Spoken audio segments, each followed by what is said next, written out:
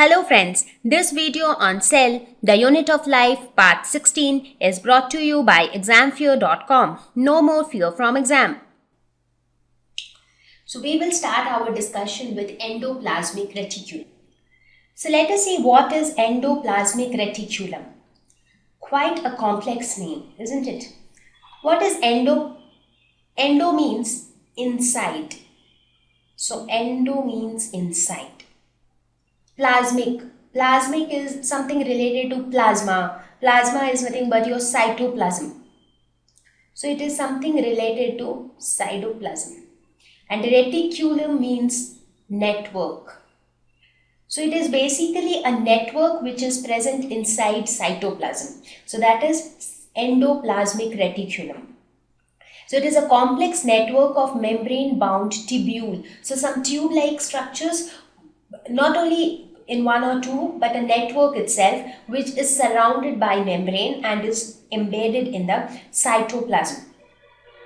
These can be tubular or round or oblong in shape. They are very well developed in higher animals. For example, if you look at the endoplasmic reticulum in lower animals like sponges or coelentrates, they might not be that well developed, but in higher animals, they are quite well developed. Sometimes egg or embryo cells might lack them because they are not that developed. Where is it located? It is located around the nucleus. Appearance wise, it looks different in different cells depending upon its function. There are two types of endoplasmic reticulum.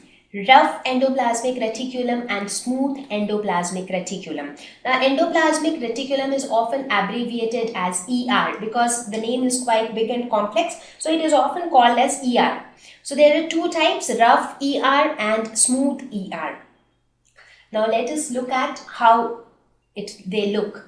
So this is your endoplasmic reticulum. So these structures, you see some tube-like structures, many tube-like structures together. So here also you see they are not exactly tube-like structures, tube-like structure with lot of folds in them, and they are located quite close to the nucleus. This is nucleus.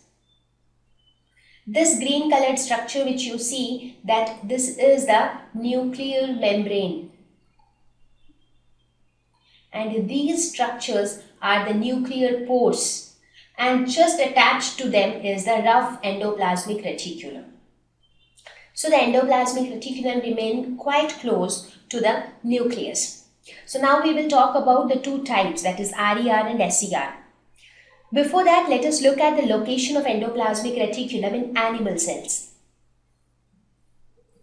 So where do you see endoplasmic reticulum? Here, rough and smooth endoplasmic reticulum. So this is rough endoplasmic reticulum and this is smooth endoplasmic reticulum. So here you can see the structure also. So this is endoplasmic reticulum.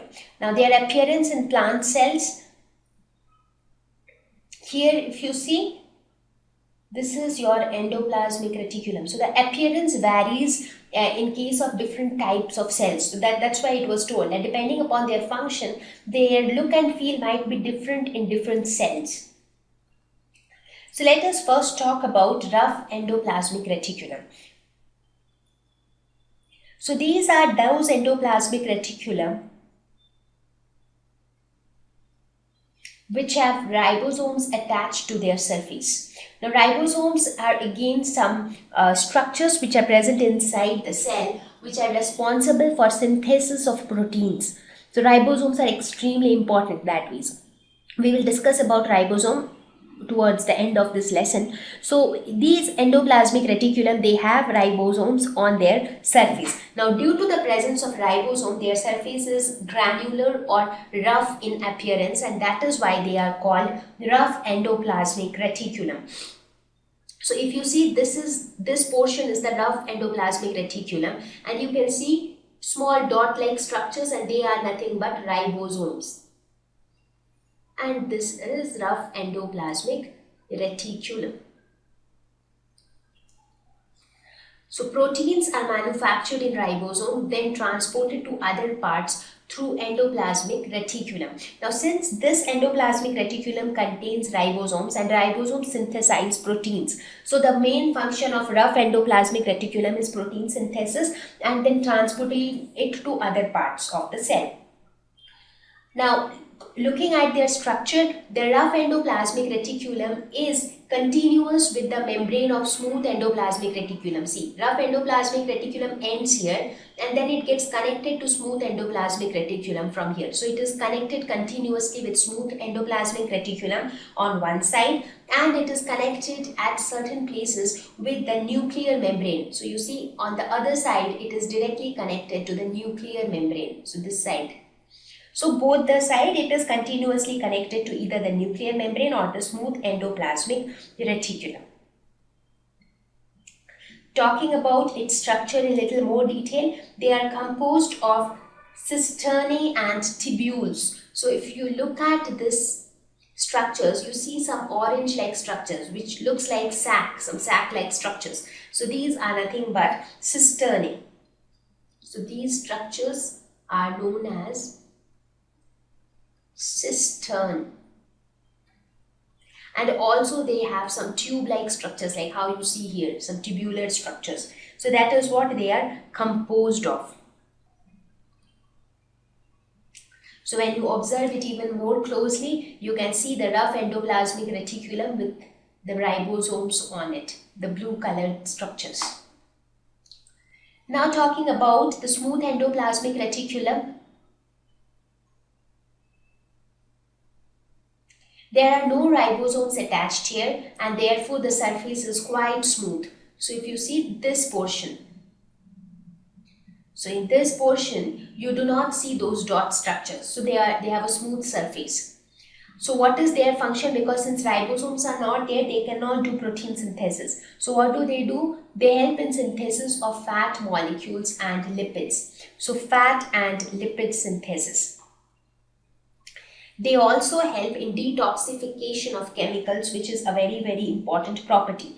Now, as the main function of smooth endoplasmic reticulum is lipid synthesis, that is why it is found more in cells whose function is to secrete lipids. For example, the liver cells or the fat cells, they are the places where smooth endoplasmic reticulum is found more.